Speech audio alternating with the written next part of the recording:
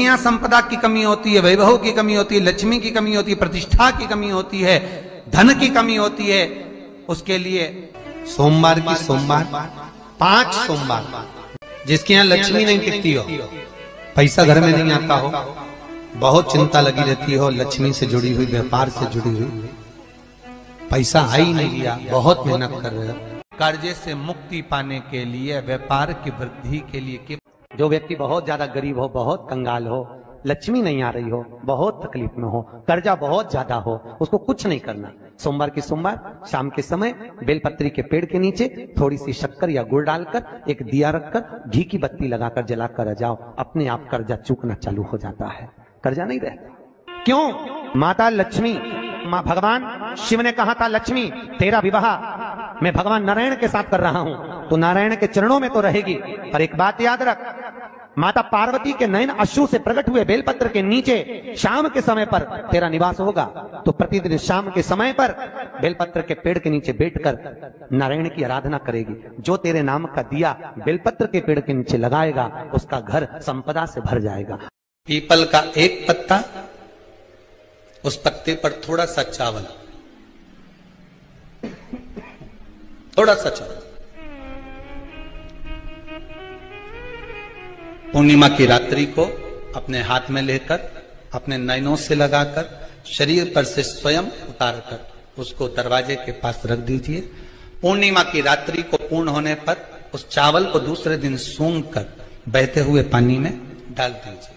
महाराज कितने भी रोग से ग्रसित हो गए, पीपल का एक पत्ता 52,000 ब्राह्मण की साक्षी कराता है। महाराज बहुत ध्यान देना, पीपल के वृक्ष में स्वयं नारायण का, मेरे कृष्ण का वास है। स्वयं भगवान गीता के अंतर्गत कहते हैं कि मैं पीपल का वृक्ष। पूर्णिमा के दिन चावल का एक आखा दाना जानते हो, पूरा खंडित चावल नहीं, कितना चावल, एक दाना चावल का शंकर भगवान के शिवलिंग पर समर्पित करिए। एक बेलपत्र जिसका डंडी का मुख अपनी ओर हो, जहां से चावल चढ़ाया है, उस चावल के ऊपर अपनी कामना कर कर रख दीजिए और चंद्रमौली भगवान का स्मरण करिए। कौन से भगवान? शंकर भगवान का सर्वश्रेष्ठ सुंदर नाम है चंद्रमौली। चंद्रमौली भगवान का स्मरण करिए, अपनी कामना कर कर बेलपत्र समर्पित कर कर शिव जी पर एक लोटा पानी, एक जल पात्र समर्पित करो, कलश से जल चढ़ा दीजिए, नयनों में वो जल लगाकर अपनी कामना कर कर वापिस घर को आइए।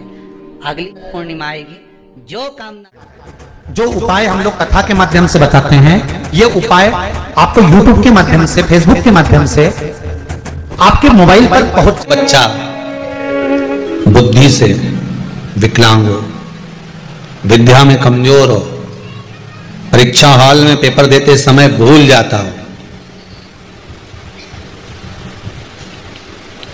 विवेक काम ना करता हो, तो निवेदन है किसी भी पूर्णिमा की रात्रि को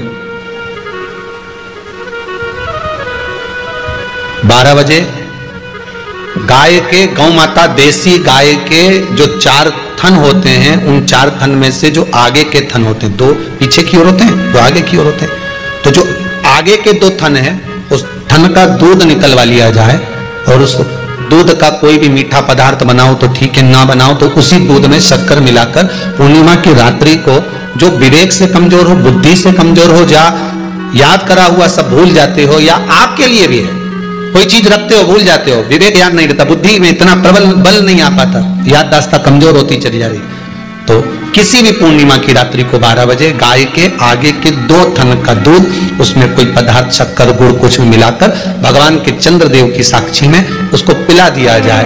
महाराज बार बार पिलाने की जरूरत ही नहीं पड़ेगी, एक ही बार में काम कर जाएगा, विवेक पूर्ण तरह से कार्य करेगा। देसी गाय के आगे के 2 थन का दूध बड़ा प्रबल होता है।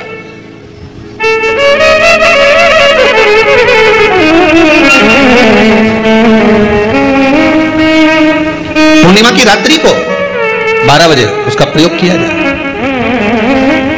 आप उस दूध को निकाल लो, शाम के समय, रात्रि के समय ग्वाले से कहकर, जिसके यहाँ पर देसी गाय हो, वहां निकलवा कर उसको रखा जाए, उसका पान करा जाए।